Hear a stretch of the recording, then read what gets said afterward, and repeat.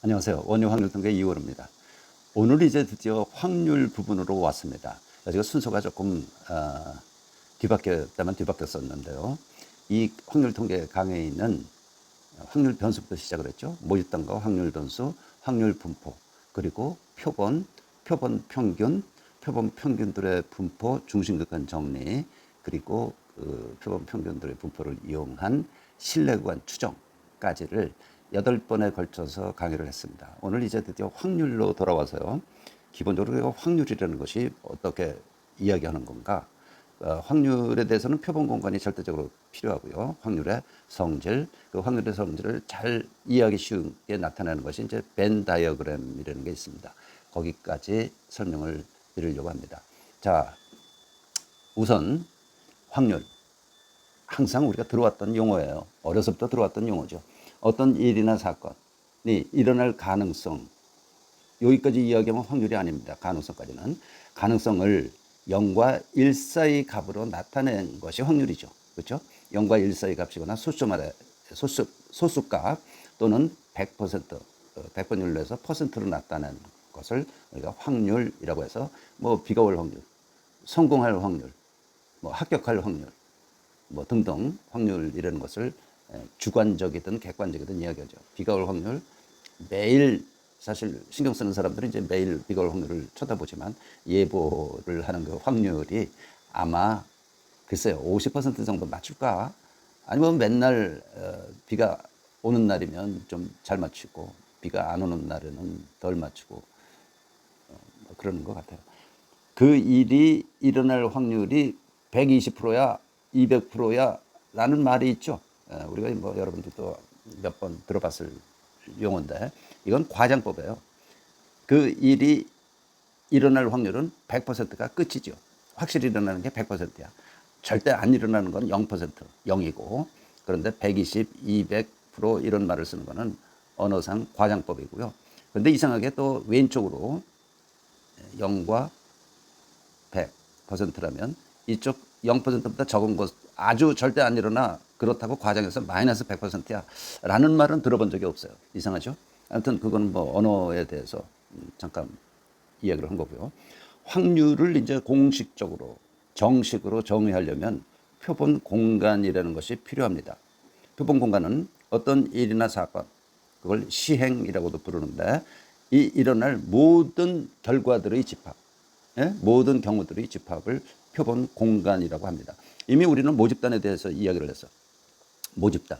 그리고 모집단을 X라는 확률 변수로 표시하자. 그래서 X가 분포한다고 해서 확률 분포하는 거죠, X가. 그런데 이제 그 이전 단계가 여기에 표본 공간이 있는 거야. 예? 표본 공간을 S라고 하면, 예. S라는 표본 공간 위에는 확률이 존재한다 이거야. 확률.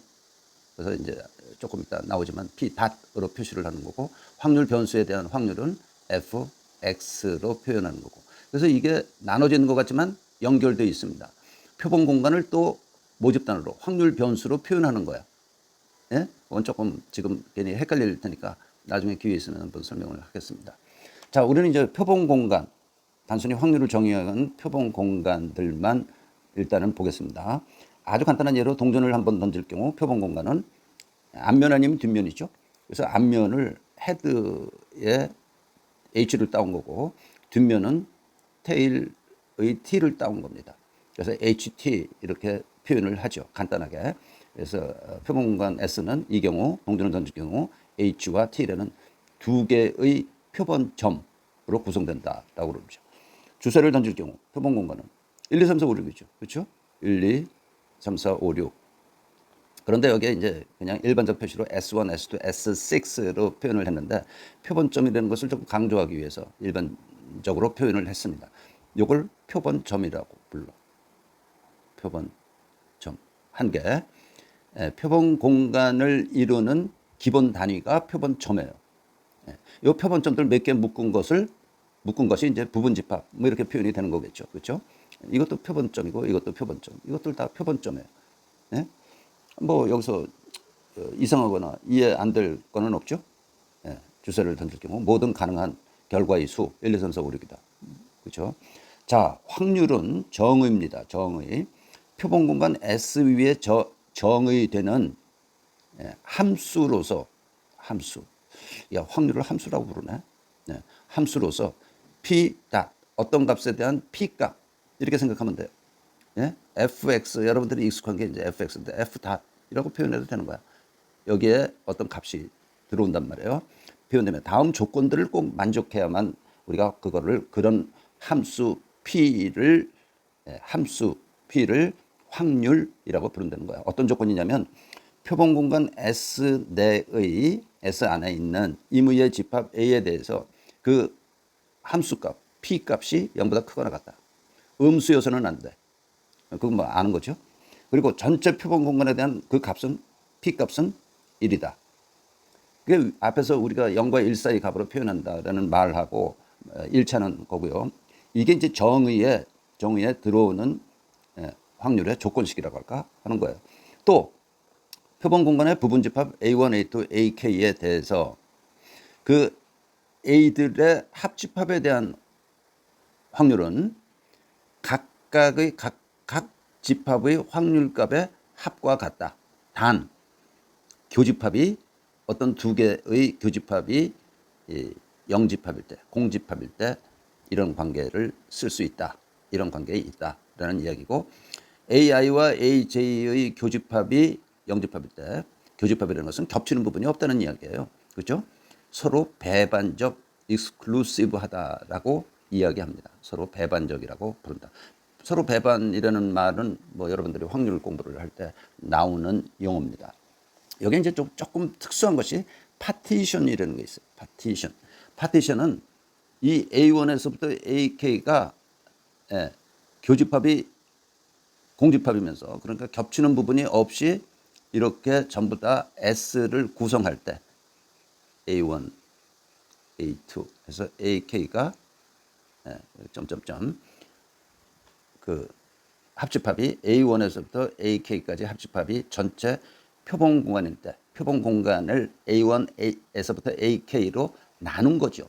다만 겹치는 부분이 없다. 교집합은 각각의 각 그 부분 집합들의 교집합은 영집합일 때 이거를 파티션이라고 합니다. 알아두면 좋은 겁니다. 파티션. 파티션? 뭐 우리 일상생활에서도 파티션이라는 용어 듣죠. 뭐 이렇게 구역을 나눠 가지고 한 사람 한 사람 앉게 해주는다든지 몇 사람이 앉게 해주면서 칸막이 그걸 파티션이라고 부르죠. 자, 함수 간단히 살펴보죠. 그냥 여기 함수라는 거는 여러분들이 이미 어려서부터 정말 배워왔는데 여기에 있는 값들을 딴 쪽에 있는 값으로 보내주는 관계. 어떤 것을 일정한 규칙하에 다른 것으로 보내주는 걸 이제 매핑이라고 하는데 매핑 그런 관계를 우리는 함수라고 간단히 이야기를 할 수 있습니다. 어느 두 개의 값이 한 값으로 갈 수는 있죠. 그렇죠? 그러나 한 값이 어느 두 개의 값으로 다른 값으로 가면은 안 되는 이런 또 그 함수의 규정, 함수의 성질이 있습니다. 자, y는 ex를 fx, ex라고 표현하기도 하죠.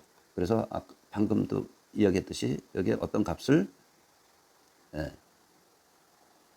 y로 보내주는 여기 이제 x 값이 들어가는데 그거를 점으로 표시할 수도 있다라는 이야기예요. p 닷을 그렇게 설명을 했으니까 앞에서 봤던 가장 간단한 동전을 던질 경우 표본 공간은 h와 t다. 그러면 h라는 표본 공간 내에 있는 값을 보내주는데 어디로 보내줍니까? 0과 1 사이 값 중에서 0.5로 보내주는 것이 그렇죠? 2분의 1로 t에 대한 뒷면에 대한 확률값은 역시 똑같이 2분의 1로 가. 이 표본점들이 일어나는 결과인데 이게 똑같아. 그러니까 두 개가 있으니까 2분의 1씩 된 거예요. 그렇죠? 우리 어려서부터 아주 기본적으로 확률이라는 개념 알 때부터 안면이 일어날 확률 2분의 1이다. 이렇게 알고 있었던 그 경우입니다. 주사를 던질 경우 표본 공간은 1, 2, 3, 4, 5, 6이야. 각 번호가 나타날 확률은 다 아시죠? 6분의 1이야. 물론 정상적인 동전입니다. 그런데 부분 집합 A를 O 이상인 경우라고 그랬어. O 이상인 경우. 5와 6이죠. 요거 두 개. 그래서 A에 대한 확률값 함수 P의 값은 3분의 1이야. 3분의 1. 그렇죠? 3분의 1. 그리고 짝수다. 2, 4, 6. 이 짝수므로 3개가 있고 B에 대한 확률값은 2분의 1이야. 이런 관계에 있는 게 엄격하게 이야기하면 확률의 정의에 해당되겠습니다. 확률을 뭐 S 표본 공간의 경우의 수분에 A라는 집합이 일어나는 경우의 수, 이렇게 기본적으로 여러분들이 아마 공부를 하거나 알고 있을 수 있습니다. 이것도 이제 어려서부터 고등학생 되자마자 확률에 대해서 조금 배우기 시작할 때 이런 이야기를 했을 텐데, 이 이야기는 여기서 굳이 하지 않겠습니다. 자, 다음에 이제 확률의 성질. A가 B의 부분집합이면 A에 대한 확률은 B에 대한 확률보다 작거나 같다. 이건 뭐 그림 그릴 필요도 없고 당연한 얘기죠. AC는 A의 여집합이야. A가 아닌 거. AC. 그거는 1 빼기 P의 A다. 여기 이렇게 A가 있으면, A가 이거라고 그러면 AC는 뭐야? A가 아닌 거. 여기가 AC 아니에요? 빗감친 부분들. 네. 이것들 AC에 대한 확률은 1, 전체 그 표본 공간에 대한 확률이 1이므로 1 빼기 요거다. 그렇죠? 이건 뭐 이런 벤 다이어그램이라는 거를 그리지 않아도 여러분들이 뭐 알고 있을 것 같아요. 더 길게 이야기하지 않겠습니다. 자, 이제 이런 여기 네 가지의 확률의 성질, 확률식이라고 할까가 있는데, 이런 것들은 벤 다이어그램을 이용하면 훨씬 쉽게 여러분들이 이해할 수 있고 틀리지 않습니다. 여기 이렇게 된 거예요. 예. 이 강연을 만들면서 이 부분이 자꾸 뒤로 숨길래 표시를 못했는데 이렇게 된 거예요. 이게 A고 이게 B입니다. A 유니온 B에 대한 확률, 여기서부터 여기까지, 그렇죠? 그거는 A에 대한 확률이 이만큼이고 B에 대한 확률 이만큼이야. 그러니까 이 부분이 두 번 더해졌죠. 그래서 그 두 번 더해진 거를 빼는 거야. 예? A 확률, B에 대한 확률 두 번 더해진 게 아니라 그 한 번 더 더해졌죠. 그래서 더 더해졌던 부분을 빼는 것과 같다. 아주 쉬운 벤 다이어그램을 이용해서 아주 쉽게 찾아볼 수 있는 그런 경우고요. 자, 그 다음에 A에 대한 확률은 A와 B의 A에 대한 확률, 이게 A입니다. A와 B의 교집합에 대한 확률, 저 빗금친 부분과 A와 B 컴플리먼트. B 컴플리먼트는 B가 아닌 거니까, B가 아닌 거니까 이거 아닌 부분의 교집합이죠. 요게. 그렇죠? 그래서 두 개 합한 것과 같다. 맞습니까? 여기까지는 이제 비교적 그렇게 어렵지 않아요. 어렵지 않아. 그러나 여러분들이 이런 관계에 있다는 것을 이해하고 넘어가야 됩니다. A 컴플리먼트, B 컴플리먼트의 유니언. A 컴플리먼트는 이렇게 표시를 해보겠습니다. A 컴플리먼트.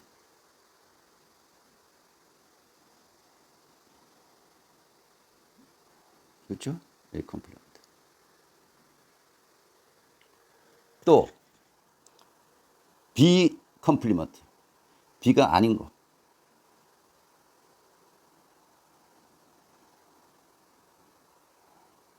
세로로 칠하는 부분이 B가 아닌 거야. 예? 그거 두 개의 합집합은, 그러니까 어디든지 선이 가 있는 거죠. 합집합은. 1 빼기 아무 선도 와닿지 않는 거. 이 부분. A와 B의 교집합에 대한 확률 1빼기와 같다. 벤 다이어그램을 이용해 보니까 이거를 어떻게 뭐 구하는 것보다 식으로 풀어보는 것보다 벤 다이어그램을 이용해 보니까 이해가 되는 거죠. 또 A 컴플리먼트 B 컴플리먼트의 교집합은 뭡니까? 뭐 성가시니까 위에서 표시했던 걸로 할까요?